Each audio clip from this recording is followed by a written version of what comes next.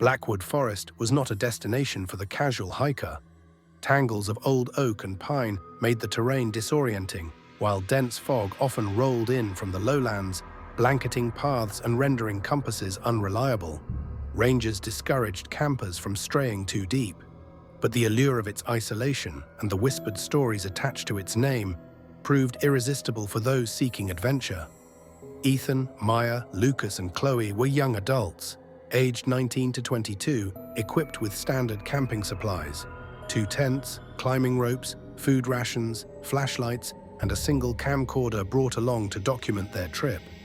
Their intended route was registered at a ranger station on the edge of the forest, but according to logs, they never checked back out.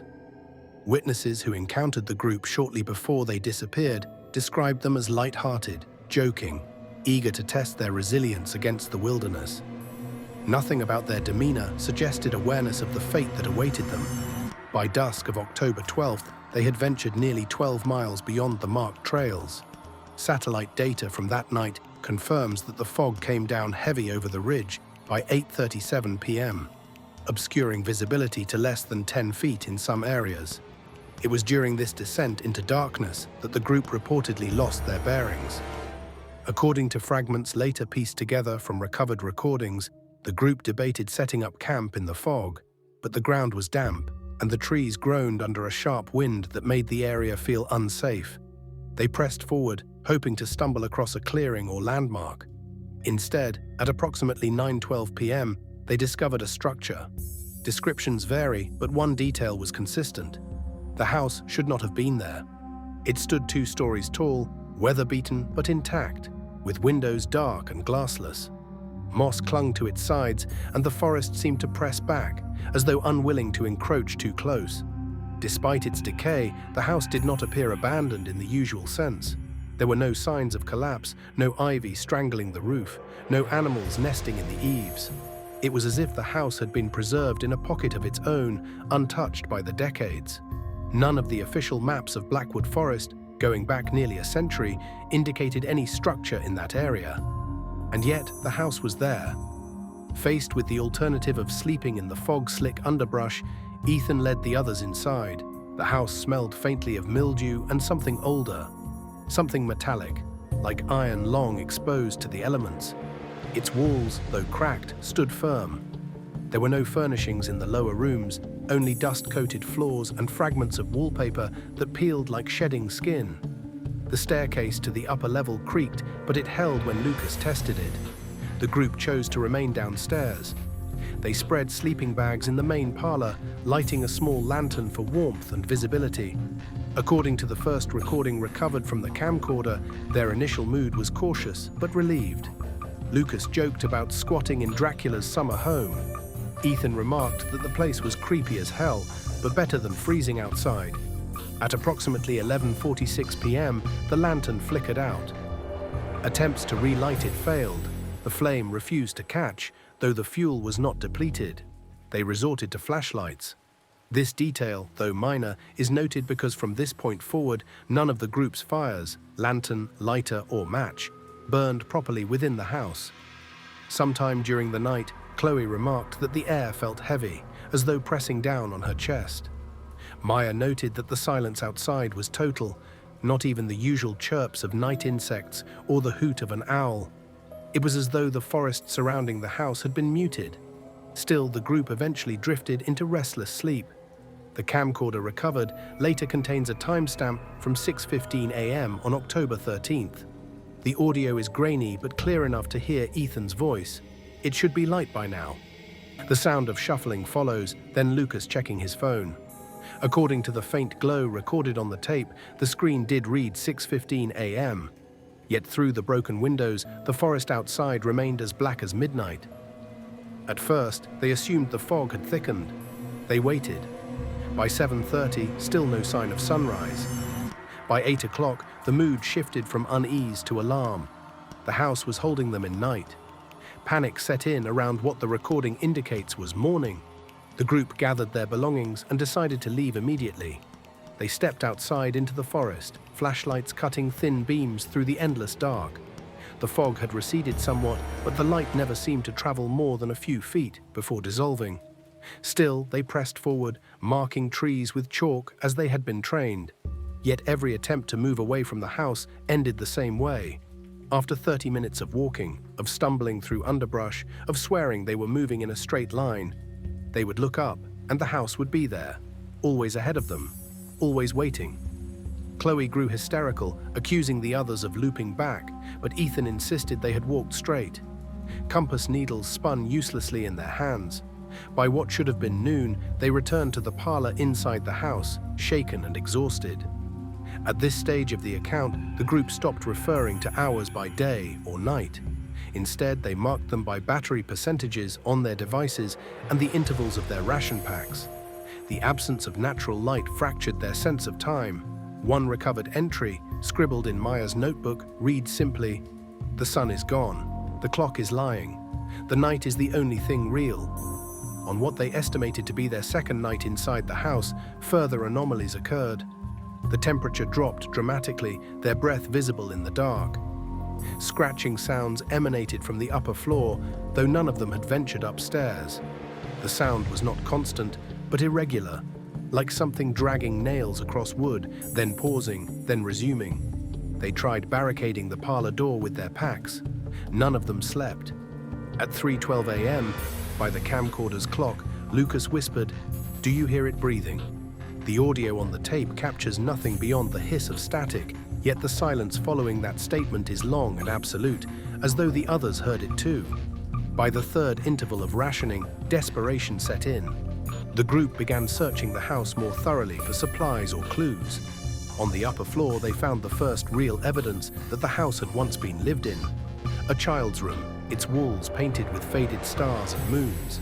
The bed frame was intact, though stripped bare.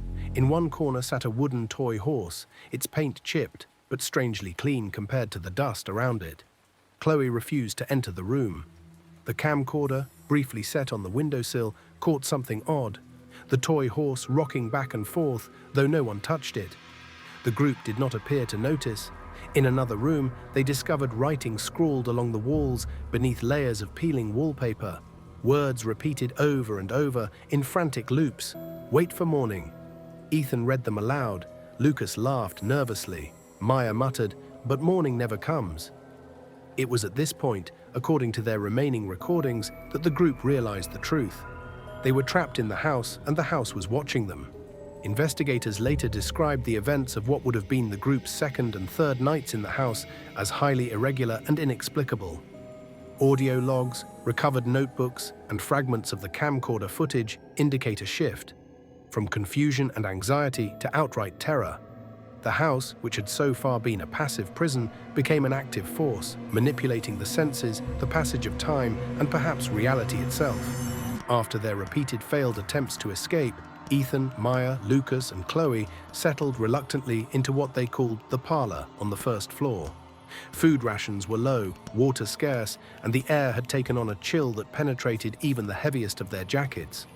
The first truly inexplicable event occurred during what they considered the equivalent of mid-afternoon.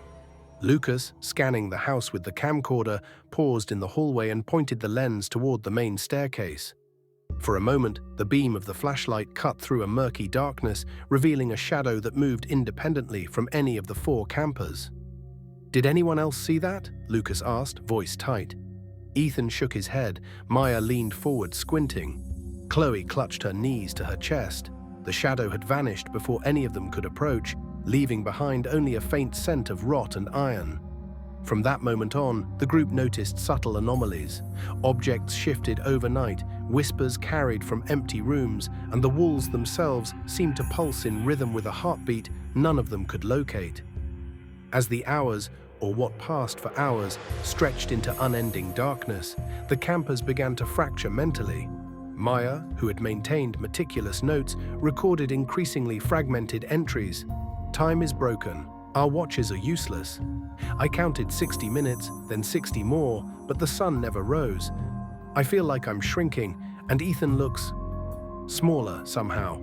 Lucas, who kept filming, noted changes in both sound and image on the camcorder. Static flickered across the screen, showing brief glimpses of rooms they had not entered. In one recording, Chloe appeared to speak to someone unseen, her lips moving silently for almost 3 minutes. Ethan attempted to impose structure, rotation of watch duties, rationing of remaining food, basic physical exercises to maintain warmth. But the longer they remained in the house, the less effective these measures became. Sleep became impossible. At times, when their eyes closed for more than a few minutes, they reported waking to find themselves in different rooms than they remembered, or standing over objects that had moved impossibly. On the night, or what they had come to accept as night, the house began manifesting more tangible phenomena. The most documented of these events involved the upper floor.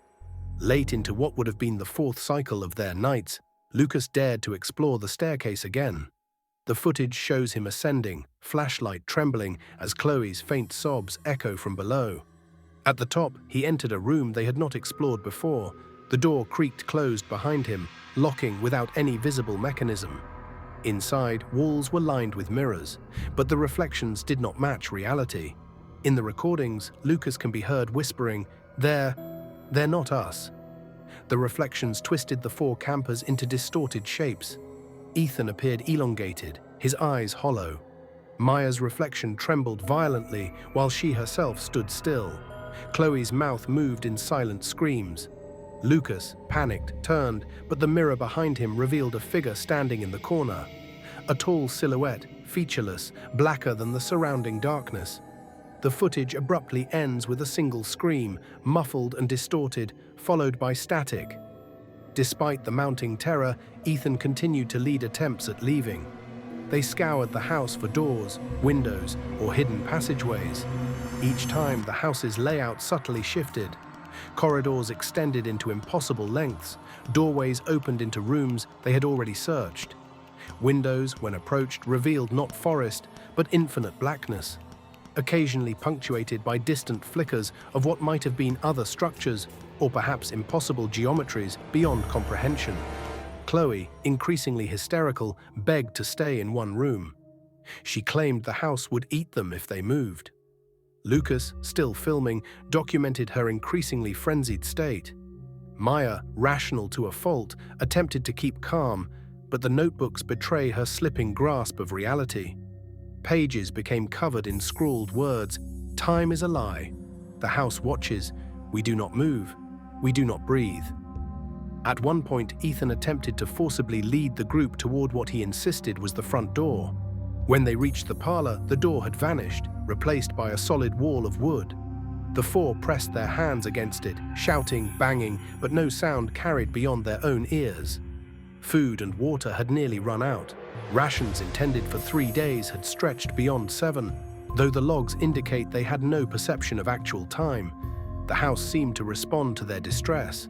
Doors slammed without wind, windows fogged with their breath, yet remained opaque. Shadows lengthened unnaturally, following them from room to room. Maya's notes record, Chloe is eating leaves. Lucas drinks from the tap, but it tastes wrong. Ethan looks at us like he knows something, like he's giving in. I cannot move. The psychological toll was immense. Hallucinations became indistinguishable from reality. Lucas filmed several sequences in which the 4 appeared to argue violently with figures not present in the room. Voices, laughter, whispers, and soft crying filled the air. Occasionally, the camcorder captured fleeting glimpses of faceless shapes watching from the corners of rooms. By what the group considered the 7th cycle of night, curiosity, or perhaps compulsion, drove them to explore the upper floor fully. Every room contained remnants of previous inhabitants, child-sized furniture, toys, journals, and photographs.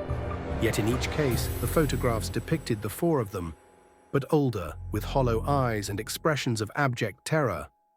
Ethan turned pages in a journal found in one room. Words were scratched in a hand that seemed at once familiar and alien. They wait for themselves. They never leave. They are the house now. Chloe screamed at this, insisting they leave immediately. Maya attempted to calm her, but even she could not hide the trembling in her hands. The camcorder footage shows a shadow descending the staircase. A sound, soft, deliberate, like wet fabric dragging, fills the hall. Lucas whispers, "It knows we're here. It knows everything." No figure appears in the frame, yet the shadows in the corners elongate unnaturally, converging toward the group. By the end of Part 2's time frame, the group acknowledged what they had been avoiding. Their journal entries, camcorder footage, and recovered notes all converge on a single chilling understanding. The house is not passive. Time inside is warped. Day never comes. They cannot leave. The house bends space to trap them. The house observes and likely manipulates them. Survival is possible only if the house allows it. Maya's final notes from the recovered notebook in this phase are simple. We are watched. The walls are alive. Morning is gone. We are its prisoners. The final audio clip in the recovered footage of this phase captures Ethan murmuring, "We'll figure it out. We have to survive, somehow," followed by a soft, unidentifiable scratching sound from somewhere above. The evidence recovered from Blackwood Forest and the house itself reveals a pattern of escalation.